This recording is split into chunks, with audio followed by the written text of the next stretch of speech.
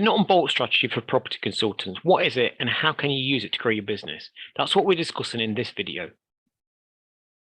Before we get into this strategy, I need to give you a quick disclaimer.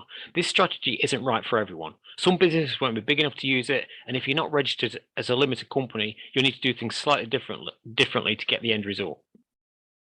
But this strategy is using mergers and acquisitions to grow your existing business. Now, the reason that you hear about this strategy so much in the corporate world is because if a large company have, say, £1 billion in revenue, it's very difficult for them to grow by even 10% through organic growth. It just takes too long to tender and manage all of that extra work. How many tenders would they need to bid for them to win 100 million in new contracts?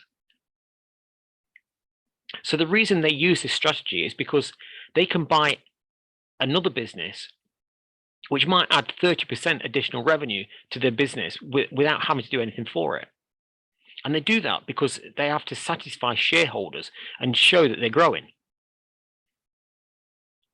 But the same strategy can be used by smaller businesses. So let's look at the benefits of using this strategy and how you could use it in your own business. Let's look at the various options you've got when it comes to finding other companies to buy or merge with. So the first thing you can do is look at buying or merging with a direct competitor. That's a business that provides the same service to the same group of people in the same location. If you can buy or merge with a direct competitor, it means you own more of the local market. When most people think about buying a business, this is generally as far as the search goes. But there are lots of easier options that have a bigger impact on the business long term. The next, you could look at a property consultancy in a new location. For example, you might want to have a presence somewhere else. So you could look at a business in another region. Third, you could look for a property consultancy that serves another sector or another group of customers that you don't currently serve. Then you can look at what other products or services your existing customers might want to buy and look for companies that might be able to provide those offerings and buy or merge with them. The trick isn't to think about what you provide right now, but instead, what could you add to what you already do? And normally, what a lot of people do when they go down this route is to buy the business, and then they'll replace all of the branding and put their own logos all over the acquired business. And actually, that's the worst thing to do for a small business. People generally do this for two reasons. First, they do it out of ego. They want everyone to see this big empire that they've built.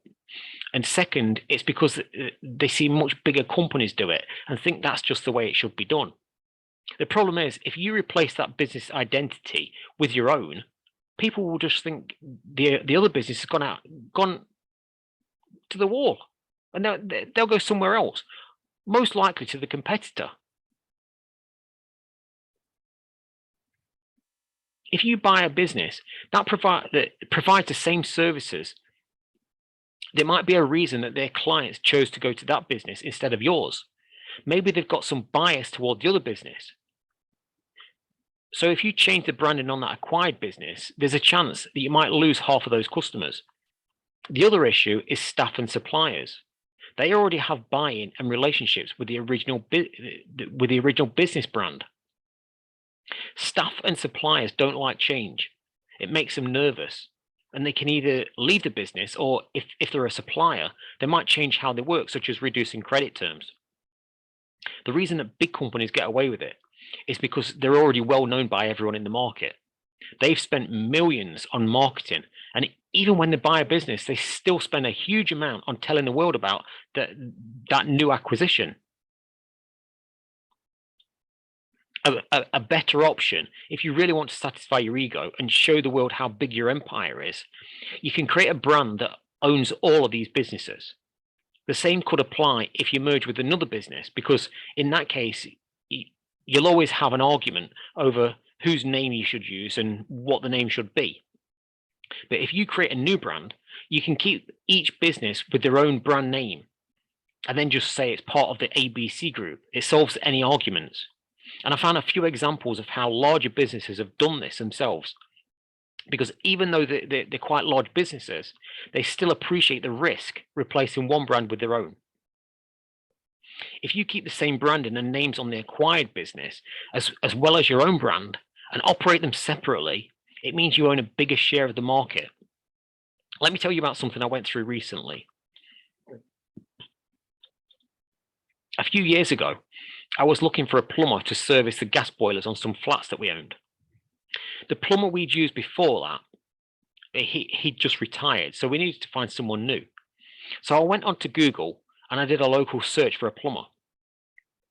I've made these names up, by the way, so if you know someone with these names, then there's no connection to this story. Now, when I clicked on each of the search results, I noticed that they all had different websites, but a lot of them had the same phone number. And as it turned out, 6 out of the 10 were all owned by the same company. So if you think about that for your business, if there's 10 listings on Google when your customers search, but you own 6 of those listings, you own 60% of the market. You've got a 60% chance of winning that client. But if you'd rebranded those businesses, there'd only be 5 listings and you'd only own 1 of them. That's only a 20% chance of winning that client. So what are the benefits of using this strategy? Well, first, you increase in size, which opens up larger opportunities and contracts. It might bring some key staff into the business that otherwise you might not have access to. And as a bigger business with more buying power, you can negotiate better terms from suppliers. The new business might have a product or service that you can sell to your clients and vice versa, which means both businesses end up growing. Buying a business is normally cheaper than trying to set something up from scratch. So for example, if you wanted to start providing a new service offering, that would have a cost to creating it and getting it up to that same level where it can operate by itself. There's also a lot of time involved in that. And if you're trying to target a new sector of clients, it can take a long time and cost a lot of money to win clients in that new sector. Having access to a new region means you can offer services to your clients in that region or attract new clients in that region, depending on the type of clients that you already work with. Another benefit can be a reduction in overhead or operating costs because you can share resources between the companies. If you both have offices in the same area, for example, then moving into the same building could reduce the office costs by 30 or 40% or more if both businesses have extra capacity there. So buying a business, if you do it properly, can have a big impact on both businesses. Often you'll see both businesses double in size within a couple of years if you can get the synergies right. That means both reducing costs, but also adding revenue by bringing the two businesses together. Now, I mentioned it's not right for everyone, and let me explain why. I've seen some business owners that buy a business and then it doesn't go anywhere. In fact, in some cases, their original business ends up going bankrupt. And that's because the business owner has moved all of their focus from their existing business and put it all into the new business. So the only time that a business should consider using this strategy is if they've got a dedicated management team for their existing business, and it doesn't need the owner involved with it anymore.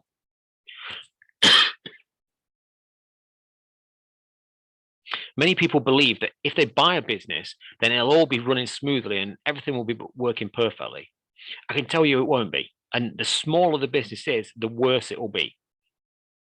The seller will always paint it up to look perfect, when in reality, there are all sorts of hidden issues that they aren't telling you about.